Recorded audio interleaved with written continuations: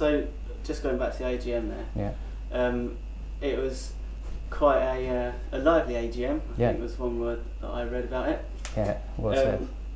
So, I mean, what were you going into that AGM hoping for? Obviously, loads more race nights at the club. Yeah, obviously. But what else apart from a race night a day?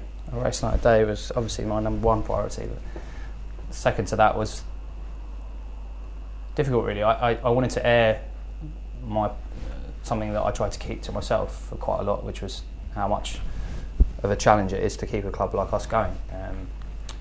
I was quite grateful personally to the county board and also to the ECB for giving me recognition for the work I was doing, and that sort of gave me a bit of a kick in terms of motivation personally. But you won an award there, didn't you? Yeah, we won a Young Volunteer Award in Sussex, but that was good really, because from my point of view, sometimes it is the same faces saying thank you all the time are nice to hear, but someone different appreciating the work you do from the outside is always nice. But what motivated me to go to that AGM and say what I had to say was because we're very ambitious as a club. We understand our weaknesses and we're trying to address them, and that's off the field, facilities wise. It just takes a lot of effort and a lot of expertise and experience, and I felt like I was making a lot of decisions which I felt were right, but I wanted to consult with people and I wanted to speak closer to the members, and I wasn't getting that opportunity because I didn't have the time to invest in communication in the club, which I'm obviously trying to do now.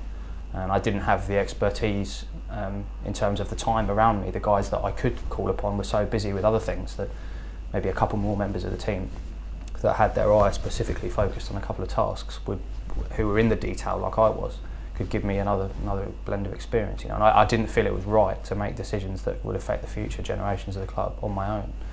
And so as you sensed at the AGM, my heart was still in it and I was still prepared to work for the club, but I felt that the way the framework we had was not right.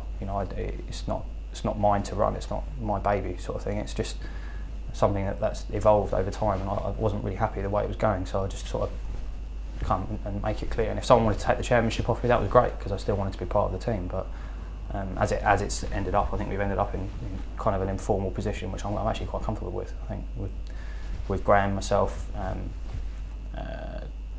my dad. People like Ian Poyston, the sponsor of Allfield Financial Services, yourself. We've got quite a strong team of guys that care, and obviously Dick with the Colts, and Alison, the ladies. We've got a strong core of people who informally look after their own area of the club, and it kind of works quite well. As long as we can motivate them, it works quite well.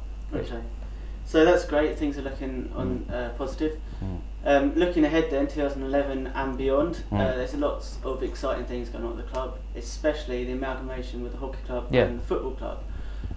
Where are we on that? Well, obviously it's a thing that I get asked about in the bar quite a bit, and guys are quite keen to know. And it's a case of managing people's expectations.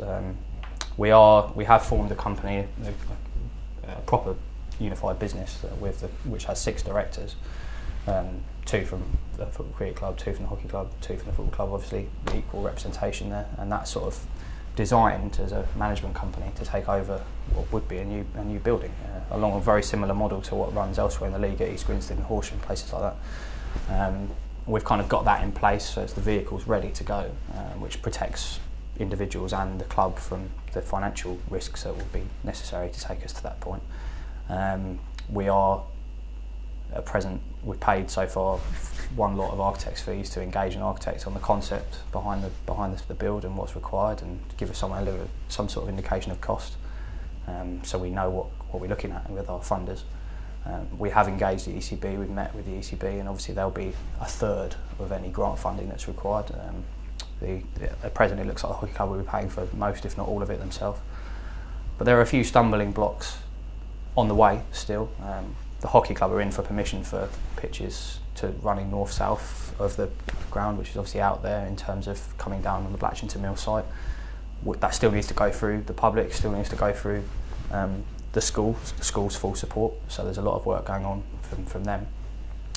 We kind of need them to put their spade in the ground to commit them to the site, and then we hope it will escalate from there, because the desire is certainly there from all the parties.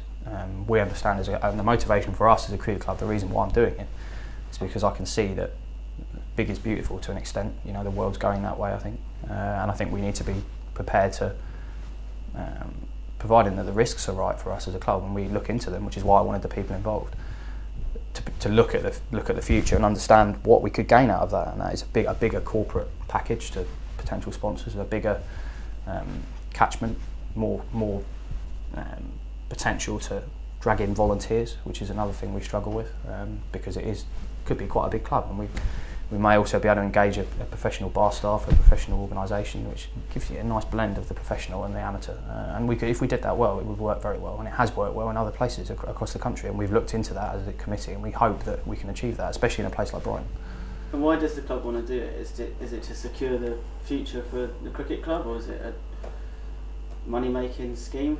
I think you need to be realistic, and as far as at the minute we run as a club pretty much at a small loss every year.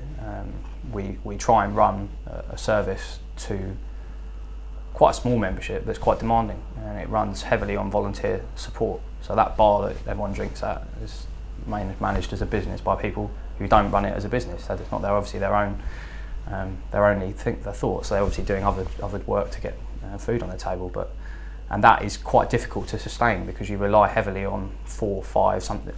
Good clubs, 7 or 8 like us, really key individuals to keep things moving, and then a lot of small input from a lot of volunteers behind the scenes who I don't even know. You know, they're doing a tremendous amount to take their kids to matches and stuff like that.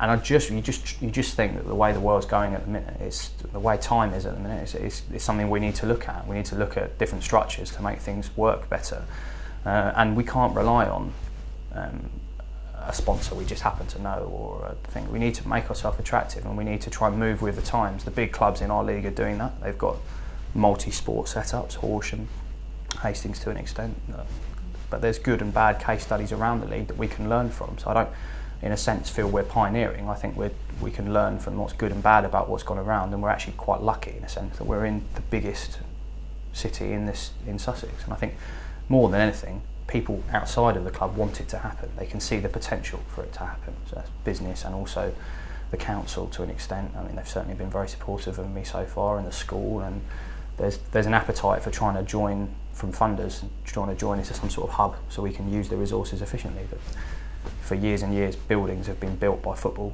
and they're not so interested in spending all their hard-earned money they're getting from TV just on benefiting other clubs and other sports. So we need to present to them a good package so they're interested. The FA, for instance, Football Foundation. So they're all the funders are interested in getting the most for their money in tough times, and a hub is something they're interested in, especially in a city that's got such a good populace, and also a real dearth of sporting facilities. I mean, with the exception of the new Albion Community Stadium, a town of this size should have more than what it's got at the minute, which is very limited resources, I think. Yeah. Okay, well, we're going to have to cut you short there, I think. But maybe on a more fun note, are you going to be playing this year? I think so, mate. Yeah, I'm going to try. Certainly didn't keep the scorers very busy last year, but I'll see if I can stay out there a bit longer. But yeah, I still enjoy playing. I wouldn't be doing this if I didn't enjoy playing.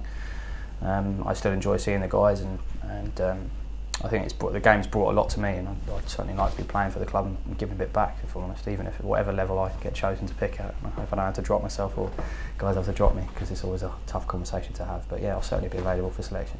Good. Well, we all hope that you spend a lot more time in the middle this year. Yeah, good, yeah. For various reasons. Be quieter for everyone, yeah, I'm sure.